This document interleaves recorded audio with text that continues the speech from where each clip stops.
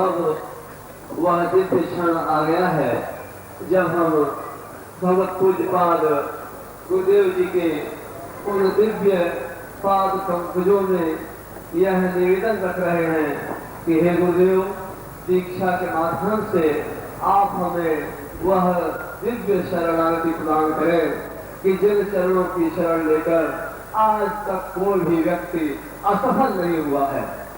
परमहंस स्वामी निखिलेश्वरानंद जी महाराज परम पूज्य गुरुदेव जब यहाँ विराजमान है, उनकी हमेशा से यह प्रख्यात रहे हैं, ख्याति रही है कि उनके चरणों से जुड़ना ही सफलता की पूर्ण गारंटी है।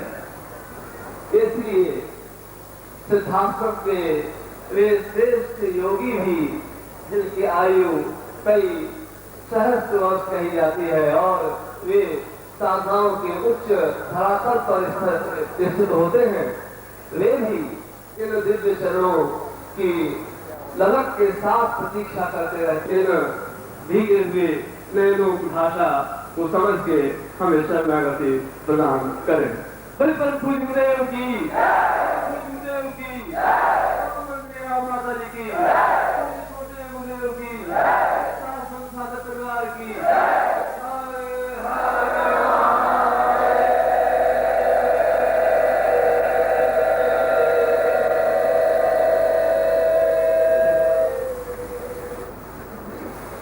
गुरुवै प्रपन्नाय भवन्तरूपम् दिव्यो सदाम्यै भवनित्यचिन्त्यम् आत्मानुभूतिवदतं भवतं प्रियं वै पूर्णं सदैव प्रियतां भवनित्यचिन्त्यम्। गुरु पूर्णिमा के प्रथम दिवस की संध्या पर आप सभी शिष्यों और आगंतुक श्रोताओं का मैं हार्दिक अभिनंदन करता हुआ, आशीर्वाद देता हुआ इस ब्रह्मोपनिषद के श्लोक से अपना प्रवचन प्रारंभ कर रहा हूं, जो कि आज से कई हजार वर्ष पहले नैमिषारण्य में सुखदेव ने उन 6,000 ऋषियों के सामने जिस श्लोक का उच्चारण करके गुरु पूर्णिमा को प्रारंभ किया था। जहां उज्जैन में सांदीपन आश्रम में भगवान श्री कृष्ण के सामने इसी श्लोक को प्रारंभ करके गुरु पूर्णिमा का महोत्सव प्रारंभ किया था। और जहां पर वशिष्ठ ने भी उस त्रेता युग में इसी ब्रह्मोपनिषद के माध्यम से राम को समझाने का प्रयत्न किया था कि इस श्लोक का अर्थ, महत्व पूरे वेदों और पुराणों उपनिषदों का निचोड़ है। इस लुधियाना शहर में अभी में एक कीर्तन, दंडे स्वामी कीर्तन समारोह मंदिर है, जहां कीर्तन होता रहता है, वहां आमंत्रित किया गया था। इसलिए आने में थोड़ा सा विलंब हुआ। और पंजाब की धरती पर पहली बार इस प्रकार का शिविर आयोजित हो रहा है। पिछले 5,000 वर्षों में पहली बार इस प्रकार का शिविर आयोजित हो रहा है। पहली बार इस धरती का भी अपने आप में एक महत्व है। जहां युद्ध है वहां शांति है, जहां भय है वहां निर्भयता है, जहां ज्ञान है वहां गुरु है। और यहां पर तो अपने जीवन के आराध्य को भी गुरु ही मान लिया, गुरु ग्रंथ साहब। इस धरती में तो गुरु को सर्वोच्चता दी है। अन्य प्रांतों में और अन्य देशों में तो रामायण को महत्व दिया है, महाभारत को महत्व दिया है, गीता को महत्व दिया है, पुराणों और वेदों को महत्व दिया है, मगर यहाँ तो गुरु ग्रंथ साहब को ही महत्व दे दिया, गुरु को ही महत्व दे दिया। ये बता दिया कि जीवन का रोम रोम आराध्य केवल गुरु ही होता है। इसलिए मैं इस श्लोक के माध्यम से इस प्रवचन को इसलिए प्रारंभ कर रहा हूं कि सुबह मैंने अपने प्रवचन में समझाया था कि एक कहना सुनना एक अलग तथ्य है। मैंने एक बात कही राम के चरित्र के बारे में, मैंने एक बात कही कृष्ण के चरित्र के बारे में, मैंने एक बात कही बुद्ध या महावीर के चरित्र के बारे में या महापुरुषों के बारे में।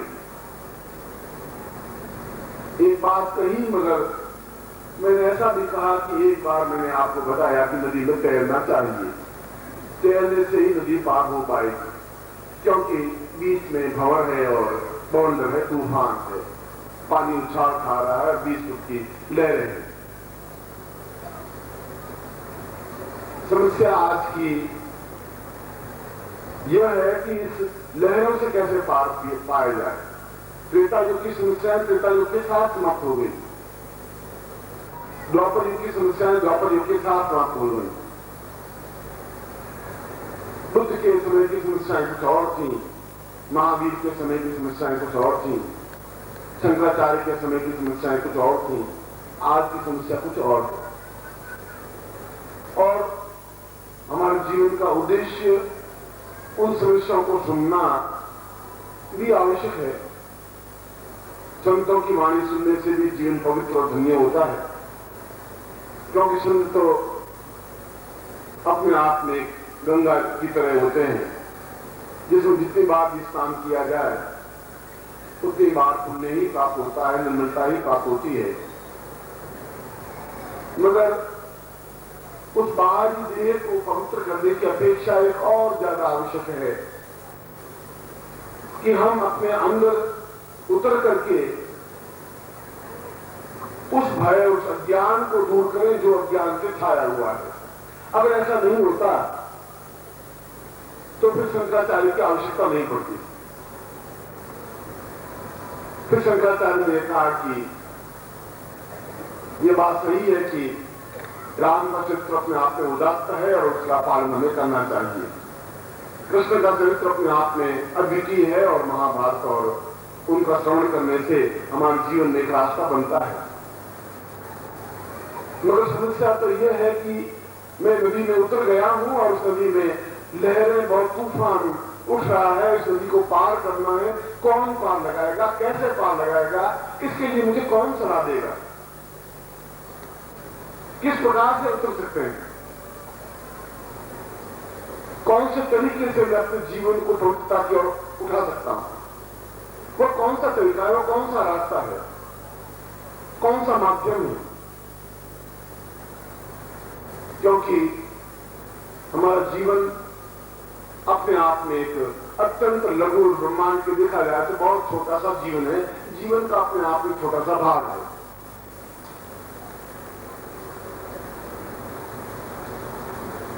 और उस जीवन में ही हमें सब कुछ प्राप्त कर लेना है। 84 लाख योनियों को समेट लेना है।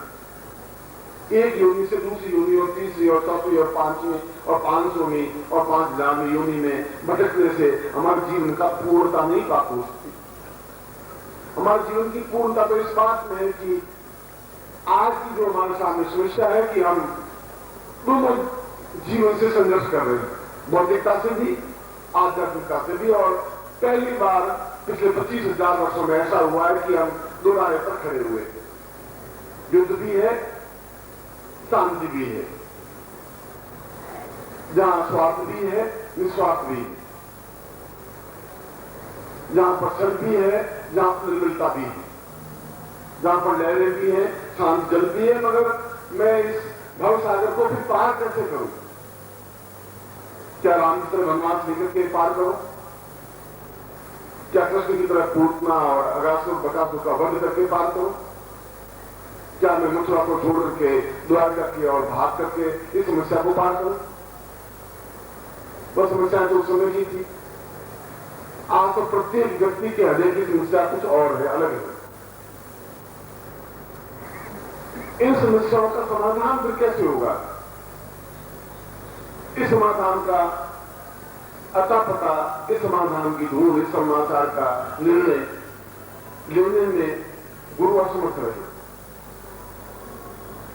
उन्होंने इस बात को तो समझाया कि हमें निरंतर मंत्र जाप करना चाहिए, इस बात को समझाया कि कीर्तन होना चाहिए, इस बात को समझाया कि राम हमारे जीवन के आदर्श पुरुष थे, इस बात को समझाया कि पिता की आज्ञा मान के वो वनवास में चले गए, इस बात को भी समझाया कि कृष्ण अपने आप में 16 कला पूर्ण प्रधान पुरुष थे। मगर नानक ने तो अपने जीवन में एक अद्भुत बात कही। उन्होंने बताया है कि हमें अपने जीवन में ही कुछ ऐसा कार्य, कुछ ऐसा व्यवस्था, कुछ ऐसा चिंतन हमारे जीवन में ही हो जाना चाहिए कि उन सब योनियों से छुटकारा पाकर के उस ब्रह्म के, उस ईश्वर के, उस निराकार के दर्शन कर सके जो हमारे जीवन का लक्ष्य है। उस जीवन की समस्याओं से पार पाते हुए उसके लिए चाहे हमें चुनौती देनी पड़े, चाहे बलिदान देना पड़े, चाहे कुछ भी करना पड़े, संघर्ष तो संघर्ष है और इस संघर्ष को पार पाना ही जीवन का लक्ष्य और ध्येय हमारे जीवन का है। 10, 11, 12, 13 हमारे उत्तर प्रदेश में और दूसरी जगह 13 शब्द बोलते हैं, पंजाब में 13 बोलते हैं। और उसने फिर दही डाली 13, फिर और दही डाल दी 13, फिर और तराजू तोड़ के नाम ले दिया 13, 40वीं बार में दिया तो 13। उसने कहा कि मेरा तो कुछ है ही नहीं, जो कुछ है 13 है, मैं तुमको दे रहा हूं। शाम को फिर आदमी पूछा कि मैं क्या कर दिया, तो उसने कहा मेरा तो भाई नहीं, मैं तो 1, 2, 3, 4, 12 तक तो बिल्कुल सही था, मगर आगे तो बिल्कुल स्पष्ट बोला 13। मैं 13 पे अटक गया और बराबर 13 देता रहा। मैं 13, उसके बाद में मुझे कोई शिक्षा की जरूरत थी नहीं, जो दिया तो दिया, 13 है वो 13 है, उसको दे दिया। वो अपने आप में एक समर्थ गुरु थे जिन्होंने मगवे कपड़े नहीं पहने थे, जिन्होंने एक दिव्य संदेश हमें दिया था, एक चेतना दी थी। उस गुरु नानक वाणी में उन्होंने स्पष्ट रूप से बताया था कि प्रत्येक समय की समस्या अपने आप में अलग अलग होती है। उस समस्या के समाधान के लिए बार बार उन पोथी के पन्नों को पलटने से काम नहीं चलेगा,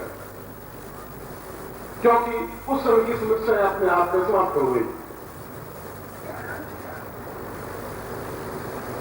उन्होंने कहा कि इसके लिए जरूरत है गुरु की, जो जीवित गुरु हो, जो जागृत गुरु हो, जो चैतन्य गुरु हो, जो तुम्हारे बीच का गुरु हो। इसलिए वो प्रत्येक गांव में जाके वैसा ही फक्कड़पन, वैसे ही अल्लड़पन, बड़ी मस्ती, और उनके जीवन में एक ही लक्ष्य, एक ही ध्येय की भगवे कपड़े पहनने से या कपड़े नहीं पहनने से या जंगल में बैठने से जीवन का ध्येय और लक्ष्य प्राप्त नहीं हो सकता। जब वो सोए उनके पांव मस्जिद की ओर थे। एक मुसलमान भाई ने उसको कहा कि ये आप क्या कर रहे हैं? मस्जिद की ओर पांव रख के सो गए। उन्होंने कहा भाई मेरे पांव उस जगह लगा देती तो मस्जिद नहीं है। उसको पांव को उठा करके दूसरी साइड में कर लिए। तो मुसलमान ने कहा कि जिधर पांव रखे उधर ही मस्जिद दिखाई दे रही, जिधर वो पांव घुमाते गए उधर भी भगवान के मंदिर के दर्शन होते ही रहे। गुरु नानक ने कहा कि इधर मंदिरों में मस्जिदों में भटकने से नहीं प्राप्त हो पाएगा। मैं तो सब जगह चारों तरफ 24 घंटे उस ब्रह्म को देखता जा रहा हूं जो मेरे अंदर विद्यमान है। तुम मेरे पैरों को देख रहे हो, तुम ये देखो मेरे पैर पूर्व में, पश्चिम में, उत्तर में, दक्षिण में। मेरा तो शरीर है ही नहीं। मैं तो जीवन को लक्ष्य को प्राप्त करना चाहता हूं, वो संदेश देना चाहता हूं। इसके लिए मैं आया हूं, इसके लिए अवतरित हुआ हूं कि इस जलती हुई दुनिया में एक धार भर सकूं, उनकी समस्या का समाधान कर सकूं और प्रत्येक से मिलते उनकी समस्या को सुनते उनके लिए समाधान बताते। पहले बार एक नानक पैदा हुआ, जिसने कहा कि तुम्हारे पुलिस से कार्य समाधान किया है, प्रत्येक की समस्या का समाधान उन्होंने किया। ओम परम तत्वाय नारायणाय गुरुभ्यो नमः। ओम ह्रीं मम प्राण देह रोम प्रतिरोम चैतन्य जाग्रय ह्रीं ओम नमः। ओम भूर्भुवः स्वः तत्सवितुर्वरेण्यं भर्गो देवस्य धीमहि धियो यो नः प्रचोदयात्।